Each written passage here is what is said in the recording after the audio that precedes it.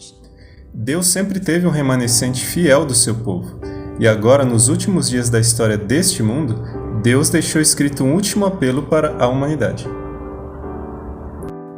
Está relatado em Apocalipse 14 e é conhecido como a mensagem dos 3 anjos. Então vi outro anjo que voava pelo céu e tinha na mão o evangelho eterno para proclamar aos que habitam na terra, a toda nação, tribo, língua e povo.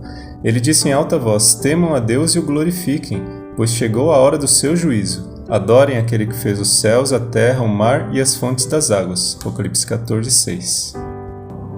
Chegou a hora do juízo de Deus. Apesar de não ser o assunto deste vídeo, sabemos pela profecia de Daniel 8,14 das 2.300 tardes e manhãs que este juízo é o que começou no Santuário Celestial em 1844. Os mortos estão sendo julgados de acordo com seus atos e em breve passaremos para o juízo dos vivos.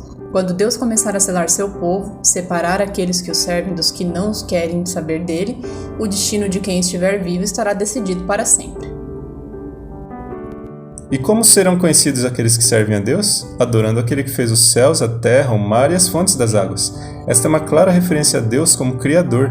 Em meio a tantas teorias que tentam explicar a origem da vida, temos aqui uma indicação clara ao que está escrito em Gênesis 1, verso 1. No princípio criou Deus os céus e a terra. Gênesis 1.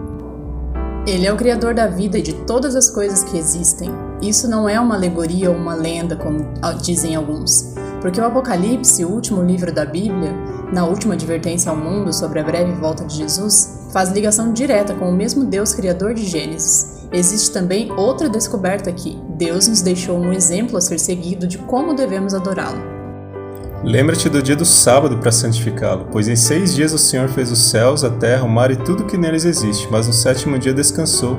Portanto o Senhor abençoou o 7º dia e o santificou. Êxodo 20, 8 e 11. O 7º dia foi dado na criação para que nós pudéssemos ter um dia para descansar do nosso trabalho semanal e adorar a Deus, conhecer mais sobre Ele e seu amor por nós. Fazer isso nos dará a salvação? Não, porque a salvação é aceitar o sacrifício de Jesus por nós. Mas se descansarmos no sábado e dedicarmos este dia ao trabalho do Senhor, estaremos adorando a Ele, reconhecendo seus cuidados em nossa vida, obedecendo a sua ordem, e assim receberemos o Espírito Santo em nossas vidas para proclamar a breve volta de Jesus. Só podemos pregar algo em que acreditamos e vivemos, senão tudo é em vão. O verso 7 de Apocalipse 14 também diz que devemos temer a Deus. Veja, não devemos temer nada, somente a Deus. Nem mesmo a morte. Convivemos diariamente com ela, seja pela pandemia da Covid, seja pelo câncer, pela violência e por tantas outras atrocidades. Muitos têm medo da morte, mas temos uma promessa de que Jesus nos deu. Dessa forma, o amor está aperfeiçoado entre nós, para que no dia do juízo tenhamos confiança, porque neste mundo somos como Ele. No amor não há medo, pelo contrário, o perfeito amor expulsa o medo, porque o medo supõe castigo. Aquele que tem medo não está aperfeiçoado no amor. Nós amamos porque Ele nos amou primeiro. 1 João 4, 17 e 19.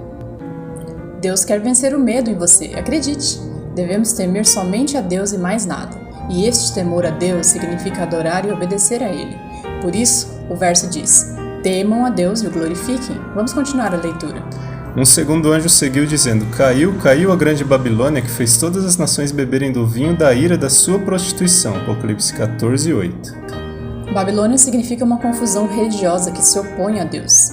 Que se opõe a Deus como Criador, se opõe ao sábado como dia santificado. Todos aqueles que rejeitam a palavra de Deus revelada, rejeitam a salvação de graça oferecida por Jesus, mas podem se arrepender. Hoje é o dia do arrependimento e confissão dos pecados. Ainda existe esperança para todos aqueles que buscam a Deus e sua verdade. Deus torce pela nossa salvação. O maior desejo dele é que você e eu estejamos no céu um dia e pela eternidade com ele. Um terceiro anjo seguiu dizendo em alta voz: Se alguém adorar a besta e a sua imagem, receber a sua marca na testa ou na mão, também beberá do vinho da ira de Deus que foi derramado sem mistura no cálice da sua ira. Quem é a besta e sua imagem? Este é um assunto para um próximo vídeo, mas está relatado em Apocalipse 13. São poderes dirigidos por Satanás que procuram ter para si a adoração que devemos dar somente a Deus. fazem oposição a Deus, falsificam a verdade. Se a Bíblia exalta a Deus como Criador, dizem que isso é uma história, uma lenda, que viemos do macaco ou de um longo processo evolutivo. Se Deus ordena obedecer a Ele, santificando o dia de sábado, dizem que podemos adorá-lo em qualquer outro dia, seja no domingo, na sexta ou quando estivermos de folga. Dizem que o que importa é sermos bons e amarmos uns aos outros, independente de obedecer a Deus ou não. Veja, se fosse assim, a mensagem não diria que esses beberão do vinho da ira de Deus. Faz sentido para você? Não existe meio termo, ou obedecemos a Deus ou somos oposição a Ele. E se formos oposição a Deus, estaremos automaticamente recebendo o sinal ou a marca da besta em nossa vida. A Bíblia nos mostra mais uma vez.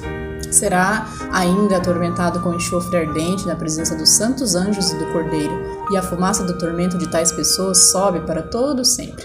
Para todos os que adoram a besta e sua imagem, e para quem recebe a marca do seu nome, não há descanso dia e noite. Apocalipse 14, 10 e 11. Esta é a mensagem do terceiro anjo. Devemos levar a sério este assunto porque é algo que se refere aos dias atuais. Hoje é o dia de escolher de que lado queremos ficar. Vivemos um conflito, uma guerra espiritual. Deus e Satanás estão lutando pelas nossas vidas. Não existe lugar seguro a não ser com Cristo. Devemos ser o povo que persevera, que clama pela ajuda do céu a cada dia para vencer as lutas. Aqui está a perseverança dos santos que obedecem aos mandamentos de Deus e permanecem fiéis a Jesus, Apocalipse 14, 12. Fidelidade a Jesus significa obedecer aos seus mandamentos, e devemos pregar esta mensagem, mas somente se estivermos em total ligação e comunhão com Deus. Por isso devemos romper com o pecado, pecados conhecidos que cometemos, pois são eles que nos bloqueiam e impedem o derramamento do Espírito Santo em nossa vida.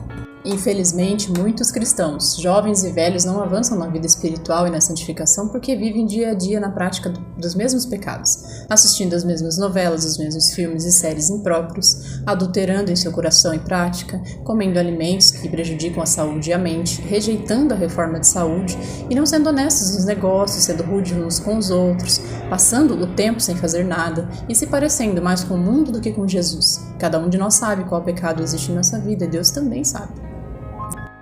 Mas aqueles que rompem com o pecado e deixam de viver na prática de pecados conhecidos, recebem o batismo do Espírito Santo em suas vidas. Se tornam puros aos olhos de Deus pela graça de Jesus e então eles proclamam as 3 mensagens angélicas e se tornam os pregadores que trarão a grande multidão relatada no capítulo 15 de Apocalipse e que vai se unir ao povo de Deus agora, no tempo do fim, um pouco antes da volta de Jesus. Quem tenta esconder os seus pecados nunca terá sucesso na vida, mas Deus tem misericórdia de quem confessa os seus pecados e os abandona. Provérbios 28:13. Por que Deus ainda não converteu esta grande multidão espalhada pelo mundo? Porque o seu povo remanescente ainda não está pronto para recebê-los. O problema não está na grande multidão, mas na igreja de Laodiceia, que está contaminada pela mornidão, vivendo uma vida tranquila apenas na guarda da volta de Jesus. Se achamos que nossa espiritualidade está ótima, não precisamos mudar nada em nossa vida, que já sabemos tudo da Bíblia, que fazemos caridade o suficiente, pois o que importa é o amor, e que no tempo certo receberemos o Espírito Santo, isso nunca acontecerá se continuarmos a praticar os mesmos pecados conhecidos. Precisamos buscar a Deus, confessar nossos pecados, abandoná-los, para assim dar permissão para que Ele nos use. Se dissermos que não temos pecado, enganamos a nós mesmos e não há verdade em nós. Mas se confessarmos os nossos pecados, Ele é fiel e justo para nos perdoar os pecados e nos purificar de toda a injustiça. Você quer fazer parte do grupo que proclama a verdade de Deus e a breve volta de Jesus? Nós queremos e estamos em busca todos os dias. Deus está convidando você para romper com os pecados na sua vida e buscar a santidade no Senhor. Este é o nosso dever. Devemos dizer como Josué: eu e a minha casa serviremos ao Senhor. Seja uma bênção no seu lar, no seu círculo de amigos. Em breve estaremos no céu com Jesus. Amém. Vamos orar? Obrigado, Senhor e Espírito Santo, por mais esta mensagem trazida a nós diretamente da sua palavra. Que possamos colocar em prática em nossa vida e nos parecermos mais contigo até a sua breve volta.